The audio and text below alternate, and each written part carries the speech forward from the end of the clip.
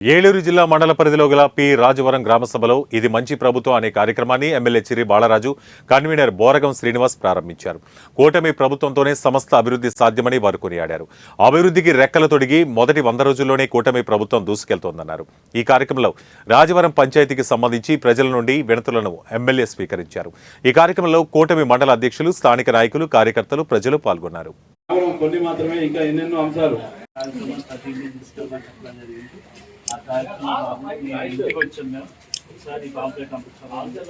ఇవే కాకుండా ప్రభుత్వం ద్వారా కాకుండా మళ్ళీ మనం విడిగా కూడా ప్రజా సమస్యల కోసం అనేటువంటి కార్యక్రమాలు దృష్టిలో పెట్టుకుంటే మన ప్రభుత్వం మంచి ప్రభుత్వం, మన ప్రభుత్వం అనే ఒక మంచి ఉద్దేశంతో 100 రోజులు పూర్తి చేసుకొని ఈరోజు మనం అభివృద్ధి పథంలో ముందుకు తీసుకెళ్తున్నాం. దీని పరిగణలోకి తీసుకొని ముఖ్యమంత్రి వర్యులు నియోజకవర్గాల వారీగా ప్రతి గ్రామంలో గ్రామ సభలు నిర్వహించి మనం చేసేటువంటి 100 రోజుల్లో చేసినటువంటి కార్యక్రమాల్ని ప్రతి ఒక్కరికి కూడా తెలియజేయాలని, ప్రతి ఒక్క ఇంటికి వెళ్ళి